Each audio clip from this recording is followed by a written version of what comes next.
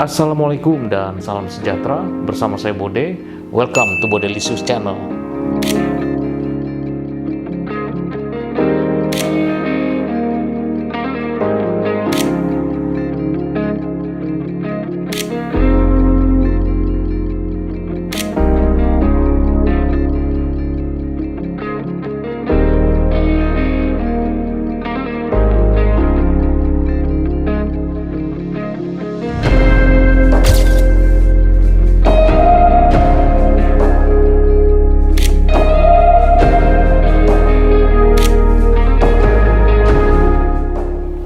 Di video kali ini saya kembali memotret sport, dan yang saya ingin bahas kali ini adalah untuk memotret sport itu sebenarnya apakah harus pakai lensa tele ataupun juga kita bisa pakai lensa lainnya gitu, seperti misalnya lensa wide ataupun juga mungkin lensa normal. Dan sport kali ini yang saya potret adalah bola basket, dan di sini untuk memotret bola basket sini tentunya jangkauannya akan berbeda ya untuk lensanya dengan kita memotret seperti sepak bola. Dan untuk memotret sport seperti sepak bola, umumnya kita tuh ya setidaknya idealnya itu kita menggunakan lensa 200 minimum 200 mm itu sangat ideal. Dan sedangkan untuk memotret basket di sini, dan karena lapangannya sendiri ya tentunya jauh lebih kecil ya, lebih pendek jangkauannya, ya kira-kira ya sebesar kayak lapangan futsal juga, sehingga saya rasa untuk lensa tele ya setidaknya tuh ya menurut saya maksimum itu 70-200 itu udah jangkauan yang paling panjang ya menurut saya. Dan juga tentunya kita juga mesti sesuatu yang kita pertimbangkan di sini juga yaitu body kamera yang kita pakai. Apakah itu kamera yang kita pakai itu format full frame ataupun juga format APS-C. Dimana apabila kita memilih menggunakan kamera format APS-C, di sini satu hal yang yang kita pertimbangkan yaitu adalah crop factor atau faktor pengali yang ada pada bodi kamera APS-C, di mana faktor pengali di sini atau crop factor pada setiap kamera umumnya itu 1,5 ya, seperti kamera Nikon, Fuji film ataupun juga kamera Sony. Dan untuk kamera Canon itu faktor pengalinya itu adalah 1,6. Untuk memotret basket di sini, pilihan saya ya ideal menurut saya yaitu adalah lensa 24 mili ya, karena favorit saya itu spotnya adalah memotret di bawah ring basket ya. Jadi dan ya saya kalau untuk basket saya rada-rada mager juga gitu, jadi ya harusnya sih berpindah-pindah ya di tengah lapangan gitu, terus juga di pojok gitu ya. Cuman ya karena lapangannya kecil, saya merasa kalau untuk basket saya di satu spot aja itu udah cukup banyak gitu loh angle of view yang bisa saya dapatkan, baik itu dengan wide angle, sudut lebar, ataupun juga dengan tele. Maka dari itu ya untuk lensa 24 mili menurut saya udah cukup ideal ya. Jadi untuk kita memotret aksi-aksi di bawah ring basket itu udah cukup tercover dengan jangkauan 24 mili. Namun saya pribadi saya lebih senang lensa yang lebih lebar lagi, angle of view yang lebih lebar. Saya pakai lensa 16-35. Nah, dengan jangkauan range 16 mili di sini saya bisa lebih banyak menangkap ya aksi di sini. Jadi bukan hanya subjek utamanya aja ketika melakukan jump shot gitu ya, karena di basket itu saya sukanya itu aksi aerialnya tuh banyak banget gitu ya, sama seperti sepak bola pun juga demikian. Namun intensitas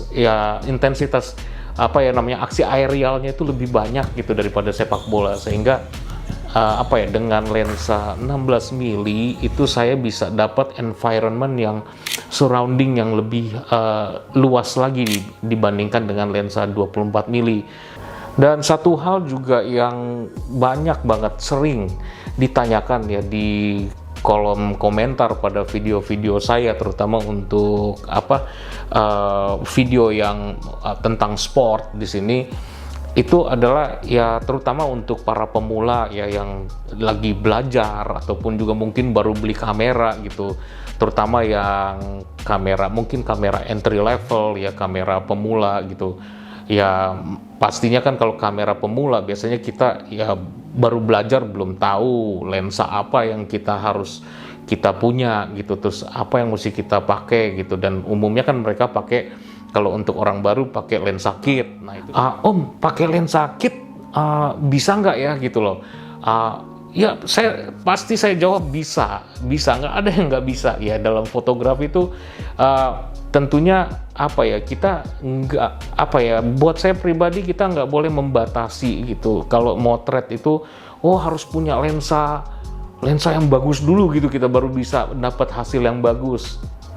Maka dari itu untuk lensa kit di sini kita kelemahannya di sini yaitu adalah dari segi aperture-nya yang memang bukan terbilang tidak besar, sehingga cahaya yang diterima oleh sensor kamera itu akan sedikit. Dan ya kita bisa siasati dengan cara ya menaikkan ISO kita, ataupun juga kita mengontrol nilai shutter speed kita. Dan buat Anda mungkin yang baru pertama kali ke channel Bodylicious ini, di channel ini saya banyak membuat materi pembelajaran fotografi, baik dari dasar atau basic, kemudian juga teknik-teknik memotret kreatif lainnya, seperti memotret panning, makro fotografi, landscape, cityscape, sport fotografi, dan lainnya. Dan tentunya ya video-video yang ada di channel ini bersifat praktikal. Dan untuk teknik yang saya gunakan untuk motret basket di sini, yaitu saya menggunakan dua mode ya, yaitu mode manual dan kemudian juga mode shutter priority. Kalau di kamera kita itu modenya tuh mode S atau mode TV pada kamera Canon. Untuk shutter speed yang saya gunakan di sini, saya berpatokan dengan prinsip seperpanjang focal length yang kita gunakan. Misalnya saya di sini menggunakan lensa 70-200, saya berpatokan pada focal length terpanjang yaitu 200 mili. Jadi saya menentukan shutter speed itu minimum atau starting point-nya itu adalah 1/200 detik. Dan satu hal yang perlu kita ingat, dengan menggunakan shutter speed yang tinggi, semakin tinggi shutter speed yang kita gunakan, maka cahaya yang masuk ke dalam kamera itu akan semakin sedikit. Dan tentunya hal ini, untuk mengatasi hal ini kita harus imbangi dengan menggunakan ISO yang lebih tinggi lagi. Maka dari itu juga untuk penggunaan ISO tinggi di sini juga memang kita harus bijak ya, jangan terlalu tinggi. Nah, bagaimana ngatasinnya? Yaitu juga dengan mengontrol shutter speed kita. Pada mode shutter priority di sini atau mode S atau mode TV pada kamera Canon, tugas kita di sini adalah menentukan nilai shutter speed dan juga ISO. Untuk aperture-nya itu secara otomatis akan ditentukan oleh kamera. Dan buat teman-teman yang mungkin sudah sering melihat video saya di channel ini, di sini untuk memotret sport saya selalu bereksperimen. Saya banyak menggunakan semua mode saya pakai, dari manual, terus kemudian juga aperture priority maupun juga shutter priority. Namun kali ini untuk shutter priority di sini akan lebih nyaman ya dalam kondisi low light, karena ketika kita menentukan nilai shutter speed yang tinggi, secara otomatis kamera itu akan mengimbangi dengan memberikan nilai aperture yang besar.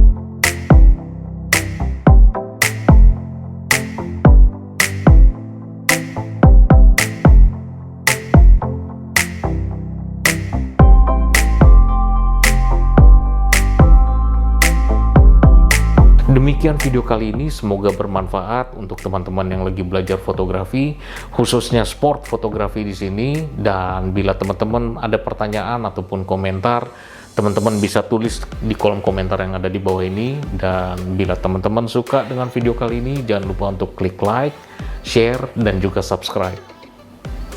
Salam.